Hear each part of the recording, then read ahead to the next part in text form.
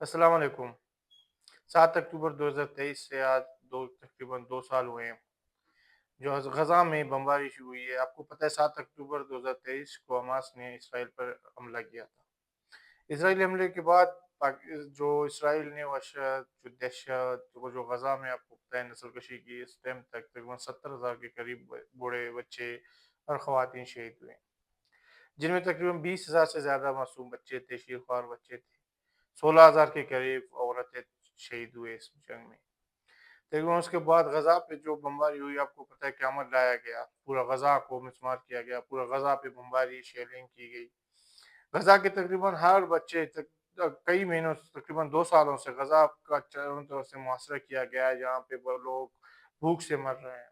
जी हाँ, गज़ा के भूख से मर कई जो गज़ा के बच्चे हैं, वो शीर-ख्वार बच्चे हैं, जो तकरीबन बुनियादी खुराक की वजह से शहीद हो रहे हैं।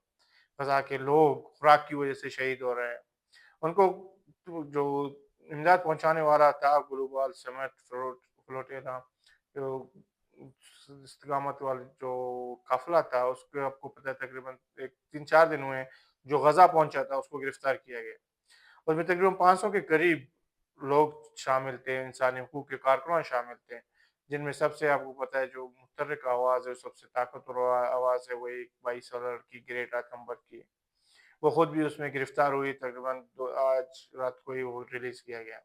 तकरीबन 2 सालों में 7 अक्टूबर 2023 से 7 अक्टूबर 2025 तक वो पूरी उम्मत मुस्लिमा का शक्ल ही चेंज हुआ है। जी हाँ, तकरीबन गज़ा ने पूरी दुनिया में जो उम्मत मुस्लिमा है, जहाँ पे आपको पता है बड़े-बड़े दावा किया जाता था, इस्लामी इत्तेहाद के दावा होता था, ओआईसी का जो दावे थे, उन सबको नंगा कर दिया। जी हाँ, कोई एक भी 57 इस्लामी ममालिक में से कोई एक भी मज़बूत आवाज़ गज़ा के लिए ना बन सका। मज़बूत आवाज़ तो अपनी जगह कई ममालिक ने गज़ा के लिए जो एहतजाज करते थे, उन पे पाबंदी लगाया गया। पाकिस्तान में आपको पता है मुश्ताक अहमद जो एहतजाज करते थे, वो गिरफ्तार हुए। पाकिस्तान में रोज़ाना उनको इस्लामाबाद पुलिस गिरफ्तार करता था। उनके 2 साथी शहीद किए गए। वही मुश्ताक अहमद आज हर जगह सोशल मीडिया पे आपको नज़र आ रहा है, वाह-वाह किया जा रहा है। उनका अपनी जमात जमात इस्लामी, जब वो पाकिस्तान में थे, तो उन्होंने कभी उनके साथ खड़े नहीं हुए। ना कभी उनकी मज़म्मत की, उनको जेल गिरफ्तारी की, उनकी मज़म्मत की। लेकिन आज सारे क्रेडिट ले रहे हैं कि मुश्ताक अहमद, मुश्ताक अहमद। मुश्ताक अहमद ने इनफ़रादी तौर पर गज़ा तक पहुँचे, पाकिस्तान में एहतजाज करते रहे, उसके बाद वो आलमी जो इस्तिकामत वाला काफ़िला था, उसके साथ शामिल हुए और गज़ा पहुँचे।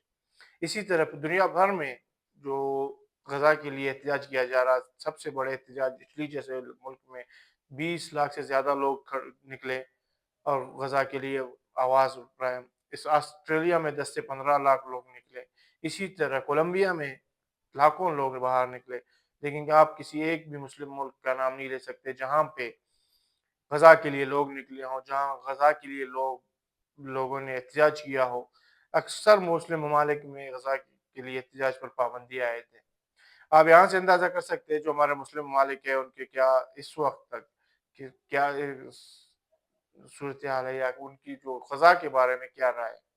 और वही मुस्लिम ममालिक जो 2 साल तक गज़ा की बमबारी बर्दाश्त देखते रहे, 70,000 के करीब मुसलमान शहीद हुए, उनको ही उन्होंने देखते रहे, और अब जाके ट्रंप के हाथों बैत करने के बाद वो वहाँ पे जंगबंदी के लिए मुत्तफ़िक है। जंगबंदी भी ऐसी कि जिसमें ग़ज़ा हमास तकरीबन अपना तमाम जो असलहा छोड़ दे, इस जो फ़लस्तीन है, फ़लस्तीन की आज़ादी है, या एक अलग रियासत की है, उस सब से दस्तबरदार हो। अपनी ज़मीन जिस पे कब्ज़ा किया गया है, मुसलमानों का पहला किला अव्वल, उसको छोड़ दे और वो सारा इसराइल के हवाले करे, ऐसी जंगबंदी की तजवीज़ है।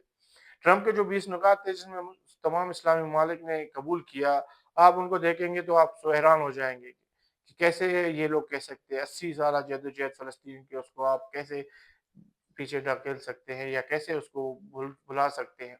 जहाँ पे उनकी लाखों शहादतें हैं, उस सबको पीछे धकेलते हुए उन्होंने जो इब्राहिम कार्ड है, या जो फ़लस्तीन या ग्रेटर इसराइल की जो सोच है, उसकी हिमायत कैसे कर सकते हैं मुसलमान ममालिक। जो उनके 20 निकात है, वो सारा ग्रेटर इसराइल की ही है, कि एक ऐसी इसराइल की रियासत जहाँ जो फ़लस्तीन का तकरीबन बहुत बड़ा हिस्सा गज़ा समेत जो बैतुल मुक़द्दस है, वो भी उसमें है। इन सब को इसराइल کو دیا جائے، غزہ کا جو عارضی وہاں پہ جو انتظامی سربراہی کا کہا جا رہا ہے، ٹونی بلیئر جیسے ایک ایسے شخص، ظالم شخص جس نے لاکھوں مسلمان شہید کیے، ان کے حوالے کیا جائے، ایسے شخص، ایسا انتظامی سربراہ بنایا جائے، یا انتظامی کمیٹی بنایا جا رہا جس میں فلسطین کا نام نمائندگی نہیں ہے، نہ ہی فلسطینی ریاست کا ذکر ہے اس 20 نکات کے ایجنڈے میں۔ تو جو آج تقریباً 2 سالوں میں یہاں سب سے زیادہ جو چہرہ عیان ہوا ہے، وہ انسانی حقوق کے جو بہت سے تنظیمیں ہیں، ان کی خاص کر UN، جو کہ آپ کو پتہ ہے دنیا بھر میں ان ایسے واقعات کو روکنے کی ذمہ دار ہے، وہ اپنے پوری طرح ذمہ داری ادا کرنے میں ناکام ہوا۔ اس کے بعد OIC جو اسلامی کوآپریشن تنظیم ہے، جو مسلم ممالک کا ہے، وہ اس سارے معاملے میں ناکام ہوا، تقریباً 2 سالوں میں وہ جنگ نہ رکوا سکا۔ لاکھوں مسلمان اس وقت شہید ہو رہے ہیں، تقریباً 70-80 ہزار کنفرم جو ریکارڈڈ ہے وہ ہے۔ اس کے بعد اسرائیل نے کئی مسلم ممالک پہ حملہ کیا، جن میں ایران، قطر، یمن، شام شامل ہے۔ اس کے باوجود ان 2 سالوں میں مسلم ممالک نے کوئی خاص اتحاد نہ بنا سکے اسرائیل کے خلاف، اور اسی طرح ہر ایک ملک جو انتظار میں ہے، آخر تک قطر جیسا ملک آپ کو پتہ ہے جو تمام فیسلیٹیٹ کر رہا ہے اس نیگوشین میں، یا جو وہاں پہ مذاکرات تھے وہ ان کو سہولیات دے رہا ہے، ان کو بھی اسرائیل نے ٹارگٹ کیا، وہاں پہ کئی تقریباً 6 سے زیادہ شہید ہوئے قطر کے۔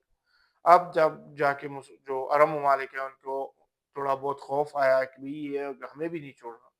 چپ ہونے کا مطلب یہ نہیں ہے کہ وہ آپ کو چھوڑے گا، جتنے بھی آپ چپ رہیں گے یا خاموش رہیں گے، اسی طرح وہ آپ سب کو ایک ایک کر کے ہر تمام جو اسلامی ممالک ہیں ان کو نشانہ بنائے گا، جہاں اس کو ضرورت ہوگا وہ کسی کو بھی نشانہ بنا سکتا ہے۔